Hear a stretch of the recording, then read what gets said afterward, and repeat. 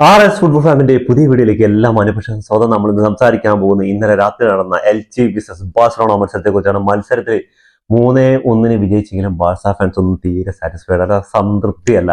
എന്നെ പോലെ തന്നെ സത്യം പറഞ്ഞാല് ചുരുങ്ങിയതൊരു 7-8 ഗോളിന് ജയിക്കണം. ഫസ്റ്റ് ഹാഫിൽ തന്നെ ചുരുങ്ങിയതൊരു 6 ഗോളിങ് അടിക്കേണ്ട സുന്ദരമായ ചാൻസുകളാണ്. ഫെറാൻ ടോറസിന് മാത്രം ഫസ്റ്റ് ഹാഫിൽ ഒരു ഹാട്രിക് അടിക്കേണ്ട ചാൻസ് ഉണ്ടായിരുന്നു. ഫെർമിന്, ഓൽമോ എന്ന് പറയേണ്ട റഫീനിയ, പിന്നെ ക്രോസ് ബാർ, അവർ ഡിഫൻഡർമാർ ഗോൾ കീപ്പറെ കബളിപ്പിച്ച് പോയാലും ഡിഫൻഡർമാർ ബാക്കിലൂടെ ഒന്ന് ബോൾ എടുക്കുക. എന്താ കഥ?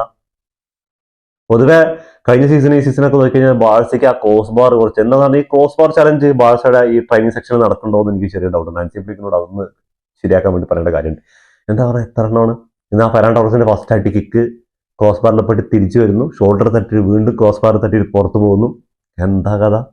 അതിനുശേഷം ഫെർമിൻ അടിക്കുന്ന ഒരു സാധനം ക്രോസ് ബാറിൽ അല്ലെങ്കിൽ അതിന്റെ മുകളിൽ കൂടെ അല്ലെങ്കിൽ ഡിഫൻഡർമാർ. എന്താ കഥ?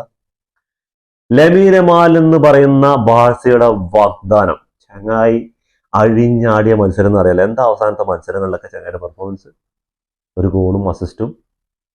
ആ ഒരു ഗോള് പോയ പോക്കുണ്ടല്ലോ, ആൾക്കും കിട്ടിയിട്ട് 2-3 എക്സ്ട്രാ ചാൻസുകൾ. പക്ഷെ ഇന്നത്തെ ക്രിയേഷനും കാര്യങ്ങളൊക്കെ ചുരുങ്ങിയ, ഞാൻ പറഞ്ഞു ലെവൻഡോസ്കിയും ഫെറാൻ ടോറസിനെയും പകരം ഒരു നല്ലൊരു സ്ട്രൈക്കർ ബാഴ്സയിൽ വരികയാണെങ്കിൽ യമാലിന്റെ പോക്കറ്റിൽ ഒരുപാട് അസിസ്റ്റുകൾ എഴുതി തീർക്കേണ്ടി വരും. തീർച്ചയായിട്ടും ഈ ചങ്ങായി ചെയ്യുന്ന ക്രിയേറ്റ് ചെയ്യുന്ന ചാൻസുകളൊക്കെ ഇവന്മാരെന്താണ് ആ ഫെറാൻ ടോറസ് ഒക്കെ ഫസ്റ്റ് ഹാഫിൽ കാണിച്ചു കഴിഞ്ഞാൽ ആൾ ഈ സീസണിൽ സ്ട്രൈക്കർ ലെബനോസിനെക്കാളൊക്കെ സ്കോർ ചെയ്തിട്ടുണ്ട് എല്ലാ കാര്യം. പക്ഷെ ഫിനിഷിംഗ് ലൈവ് ഉണ്ടെങ്കിൽ ഇന്ന് ചുരുങ്ങിയതൊരു ഹാട്രിക് എങ്കിലും. ലെവനെ ഫസ്റ്റ് ഹാഫ് ഇറക്കിയിട്ട് കാര്യമില്ലാണ്ട് ഫെറാൻ ടോറസിൽ നിന്ന് ഇറക്കിയത്. ഫെറാൻ ടോറസ് ആണെങ്കിൽ അതിൽ ഭീകരം. എന്നിട്ടോ അവസാനം ഡിജോണ് വേണ്ടി വന്നു ഒരു അസിസ്റ്റ് കൊടുക്കാൻ വേണ്ടിയിട്ട്. എന്താണ് നീ ഇങ്ങനെയെങ്കിലും ഒരു ഗോൾ അടിക്കുന്നുണ്ട്, അല്ലെങ്കിൽ ആ ഡിജോൺ അടിക്കേണ്ട ഗോൾ, ആ ഒരു ഗോൾ ജോൺ ഗ്രാസിൽ നിന്ന് ആ ബോള് പെനാൾട്ടി ബോക്സിൽ നിന്ന് വാങ്ങിച്ചിട്ട് എൽച്ചിയുടെ പെനാൾട്ടി ബോക്സ് വരെ ആ ഒരു റൺ ഉണ്ടല്ലോ ഡിജോന്റെ, മാസ്റ്റർ ക്ലാസ് പെർഫോമൻസിൽ നിന്ന്. എന്നിട്ട് അവിടെ നിന്നിട്ട് ഫെറാൻ ടോറസിന്റെ ഒരു ടേണിംഗ് ഉണ്ട്, അത് ഗംഭീരമായിരുന്നു. ആ ടേൺ ചെയ്ത് നേരെ വീണ്ടും ഡിജോണിന് കിട്ടും. ഡിജോൺ ശരിക്കും അടിച്ച പോസ്റ്റിനുള്ളിൽ കയറ്റായിരുന്നു. നമ്മൾ ഗോൾ അടിക്കാനൊന്നും ഫുട്ബോളിൽ പറ്റും. ഫുട്ബോളിൽ അസിസ്റ്റ് ചെയ്യുക, അതേപോലെ ഗ്രൗണ്ടിൽ നിന്നിട്ട് നമ്മുടെ കൺട്രോൾ ചെയ്യുക, അതേപോലെ ബോൾ നിയന്ത്രിക്കുക, ഈ പരിപാടിയൊക്കെ നടക്കുള്ളൂ. അല്ലാതെ ഗോൾ അടിക്കണമെന്ന് എന്നെ കൊണ്ട് കഴിയില്ല എന്ന് പറഞ്ഞൊരു അങ്ങനത്തെ ഒരു മിഡ്ഫീൽഡറാണ്. അങ്ങനെ ആ അടിക്കുന്ന സുവർണ്ണ അവസരം 2 ഡിഫൻഡർമാരെയും അവിടെ കിടത്തി ഗോൾ കീപ്പറെ ഒരു സൈഡിൽ കിടത്തിയിട്ട് ബോൾ ഫെറാൻ ടോറസിന് ഇട്ട് കൊടുക്കാം. ഗംഭീരനായിട്ടുള്ള ഒരു ഗോൾ. അതിനുശേഷം യമാൽ ഈ സീസണിൽ തന്നെ 28 അസിസ്റ്റും ഗോളും, 28 ഗോൾ കോൺട്രിബ്യൂഷൻ ആയി 30 മത്സരങ്ങളിൽ നിന്ന് 9 ഗോളുകൾ അടിച്ചു ലീഗിൽ. ഇനിയും കിടക്കുന്ന മത്സരങ്ങൾ 4 മാസം ഇനിയും ബാക്കിയുണ്ട്. കഴിഞ്ഞ സീസണിന്റെ ആ ഗോളൊക്കെ കഴിഞ്ഞു. യമാലിന്റെ പോക്ക് എങ്ങോട്ടാണെന്ന് അറിയില്ല. ഗംഭീരാണ്. കഴിഞ്ഞ സീസണിൽ കുറെ പ്രശ്നങ്ങളൊക്കെ ഉണ്ടായിരുന്നു, ഈ ആയിട്ടടിക്കലൊക്കെ. ഇപ്പൊ അതൊക്കെ നിർത്തിയിട്ട് കളിയിൽ മാത്രം കോൺസെൻട്രേഷൻ ആണുണ്ട്. ആ റാഷ്ഫോർഡിന് കൊടുത്ത അസിസ്റ്റ്, ആ ഒരു കോർണറിലേക്ക് ഔട്ടിലേക്ക് പോയൊരു ബോളുണ്ട്, അത് റോയിൻ ആവേണ്ടതായിരുന്നു. അത് വാർ ചിക്കിയിട്ടാണ് പിന്നെ ഗോളായിട്ട് കൊടുത്തത്. ആ ബോൾ ഹെഡ് ചെയ്ത് എടുത്തിട്ട് ഒരു പോക്കുണ്ട്, റണ്ണ്. അവിടെ വെച്ചിട്ട് നമ്മുടെ എൽസിയുടെ ഗോൾ കീപ്പറേയും കബളിപ്പിച്ച് അവരുടെ ഡിഫൻഡ് ചെയ്യാൻ നോക്കി. പക്ഷെ അത് റാഷ്ഫോർഡിന്റെ കാലിലാണ് എത്തുന്നത്.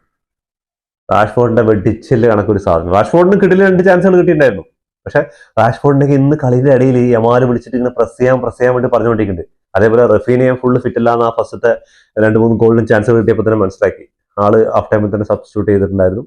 പരുക്കളൊന്നും ഇല്ലാന്ന് ചോദിക്കും. അതേപോലെ കുണ്ടയുടെ പരുക്കളുടെ കാര്യം ഇല്ല എന്നാണ് ഇപ്പോൾ അറിയപ്പെടുന്നത്. എന്തായാലും അത്യാവശ്യം നല്ല രീതിയിൽ കളിച്ചു. പക്ഷെ സെക്കൻഡ് ഹാഫിൽ ബാഴ്സ ഒന്ന് സ്റ്റോപ്പ് ചെയ്ത കളി. അതിൽ എൽച്ചി കുറേ ക്രിയേഷൻസ് നടത്തിയിട്ടുണ്ട്. കിടിലൻ ചാൻസുകൾ ഉണ്ടായിരുന്നു. ജോൺ ഗാർസിയ ഗോൾ കീപ്പർ ആയിരുന്നു. ജോൺ ഗാർസിയ കുറെ നല്ല കിടിലൻ സേവുകൾ നടത്തിയിട്ടുണ്ടായിരുന്നു. ഡിജോണ് പെട്രി ഇല്ലാത്തതുകൊണ്ട് ഡിജോൺ ആ ഒരു പെട്രിയുടെ എല്ലാ കുറവും നികത്തിയിട്ട് കളിക്കുന്നുണ്ട്. അതേപോലെ തന്നെ നമ്മുടെ ചെക്കന്മാര് 2 ആളും, ഫെർമിൻ ആയിക്കോട്ടെ, അതേപോലെ തന്നെ ഓൽമോയുടെ കുറെ മിസ്സിംഗ് ഒക്കെ ഫസ്റ്റ് ഹാഫിൽ ഉണ്ടായിരുന്നു. പക്ഷെ പറഞ്ഞിട്ട് കാര്യമില്ല, ഓൽമോ അങ്ങനെയാണ്. കിട്ടുന്ന 2-3 ചാൻസുകൾ അധികം ഒന്നേ പക്കയായിട്ട് അടിക്കുള്ളൂ. അതേപോലെ ഫെർമിന്റെ കാര്യമാണ്. ഫെർമിൻ കഴിഞ്ഞ കളിയിൽ ഈ കളിയിൽ ഇതേപോലെ അവസ്ഥയാണ്.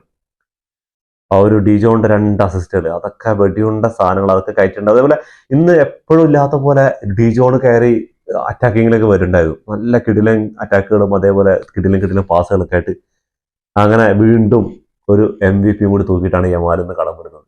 ആ ഗോൾ അടിച്ചിട്ട് അവിടെ പോയി നിൽക്കുന്ന ഒരു സെലിബ്രേഷൻ ഉണ്ടല്ലോ, എന്റെ മോനെ എന്താ പറയാ, സ്വർഗം മാമെന്ന് അറിയില്ല. പക്ഷെ എല്ലാ ആഭാസാരതൊക്കെ പോലെ ഞാനും ആ ഒരു വിജയത്തിൽ സാറ്റിസ്ഫൈഡ് അല്ല. എന്ന് വെച്ചാൽ ഒരു 6 ഗോളിങ് അടിക്കേണ്ടതുണ്ടായിരുന്നു. ഫസ്റ്റ് ഹാഫിൽ തന്നെ 6 ഗോൾ അടിക്കേണ്ട ചാൻസ് ഉണ്ടായിരുന്നു. എന്താ അടി ഒന്നിലേക്ക് ഇങ്ങനെ പറപ്പിക്കുക. ഫിനിഷിംഗ് ഇല്ലായ്മ എന്ന് പറയുന്നത് ഇങ്ങനെ കറക്റ്റ് ആയിട്ട് കണ്ടിട്ട് അത് അടുത്ത കളിക്ക് ഹൻസി ഫ്ലിക്ക് തിരുത്തുമെന്ന് പ്രതീക്ഷിക്കുന്നു. നമുക്ക് ഇവരുടെ സ്റ്റാറ്റസിലേക്ക് ഒന്ന് പോയി നോക്കാം. സ്റ്റാറ്റസിൽ നോക്കുകയാണെങ്കിൽ എൽച്ചി 9 ഷോട്ടുകൾ എടുത്തില്ല, 4 ഓൺ ടാർഗറ്റിലേക്ക് വന്നു. ബാഴ്സലോണ ആണെങ്കിൽ 28 ഷോട്ടുകളാണ് എടുത്തില്ല, അതിൽ 10 ഓൺ ടാർഗറ്റിലേക്ക് വന്നത്. ബാക്കിയൊക്കെ ഇങ്ങനെ അടിയോട് അടിയാ, എവിടേക്കാ പോകണമെന്നൊന്നുമില്ല. ആ പോസ്റ്റിന്റെ സൈഡിൽ കൂടെ അതിൽ കൂടെ ഇത് കൂടെ കേതിയൊക്കെ പോയിട്ട് ചങ്ങായി ഇനിയാക്കിയപ്പോ എനിക്ക് ശരിക്കും ഭ്രാന്ത് വന്നിട്ടുണ്ടാവും. അമ്മാതിരി ഇതാണ്. എപ്പോഴും ഫസ്റ്റ് ഹാഫിൽ ഫുള്ള് പെനാൽറ്റി ബോക്സിൽ തന്നെയായിരുന്നു കളി. 38% ബാൾ പൊസിഷൻ ഉണ്ടായിരുന്നു എൽച്ചിക്ക്, അവിടെ 62% ഉണ്ടായിരുന്നു. സെക്കൻഡ് ഹാഫിലാണ് കൂടുതൽ എൽച്ചി കൺട്രോൾ, കുറച്ചൊക്കെ എൽച്ചിക്ക് 2-3 കിട്ടില്ല അവസരങ്ങൾ ഉണ്ടായിരുന്നു. ഞാൻ ആ ഒരു സെക്കൻഡ് ടൈമിലൊക്കെ സെക്കൻഡ് ഗോൾ എപ്പോൾ വന്നെന്ന് വിചാരിച്ചതാ. അത് ഭാഗ്യം കൊണ്ടും അതേപോലെ ഓഫ് സൈഡുകൾ ഒരുപാട് ഓഫ് സൈഡ് ട്രാപ്പിൽ കുടുങ്ങിയിട്ടുണ്ട്. ആ ഫസ്റ്റത്തെ ഒരു ഓഫ് സൈഡ് ട്രാപ്പ് ബീറ്റ് ചെയ്തിട്ടാണ് അവർ ഗോൾ സ്കോർ ചെയ്യുന്നത്.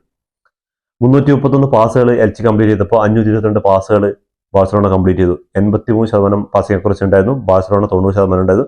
എൽച്ചി 16 ഫോളോവർ കമ്മിറ്റ് ചെയ്തു, ബാഴ്സലോണ 9 ഫോളോവർ കമ്മിറ്റ് ചെയ്തു. 2 യെല്ലോ കാർഡും ബാഴ്സയ്ക്ക് 1 യെല്ലോ കാർഡും കിട്ടി. അതേപോലെ തന്നെ ഓഫ് സൈഡ് നോക്കുകയാണെങ്കിൽ എൽച്ചി 5 ഓഫ് സൈഡ്, ഇവിടെ ബാഴ്സലോണ 2, കോർണേഴ്സ് ആണെങ്കിൽ 2 ബാഴ്സലോണ 8 വിൻ ചെയ്തിട്ടുണ്ട്. അപ്പോൾ ഇതൊക്കെയാണ് ഇത്. എന്താ പറയുക, ഇപ്പോൾ റിയൽ ആയിട്ടുള്ള 4 പോയിന്റ് ഡിഫറൻറ്റിലാണ് ഇപ്പോൾ ലീഗിൽ ടോപ്പിൽ തലത്തിൽ നിൽക്കുന്നത്. പക്ഷെ നാളത്തെ റയലിന്റെ കളി ഇന്നത്തെ റയലിന്റെ കളി കഴിഞ്ഞാലാണ് നമുക്ക് അറിയാൻ പറ്റുള്ളൂ 4 പോയിന്റ് ലീഡ് ഉണ്ടോ അതോ 1 പോയിന്റ് ലീഡിലേക്ക് തിരിച്ചെത്തുന്നുള്ളത്. എന്തായാലും കാത്തിരുന്ന് കാണാം. അപ്പോൾ ഇതോടുകൂടി ഇവിടെ അവസാനിക്കുന്നു ഫുട്ബോൾ ലോകത്തെ പുതിയ വിശേഷങ്ങൾ വീണ്ടും കാണാം. ഈ വീഡിയോ ഇഷ്ടപ്പെട്ടാൽ ലൈക്ക് ചെയ്യുക, ഷെയർ ചെയ്യുക, സബ്സ്ക്രൈബ് ചെയ്യുക.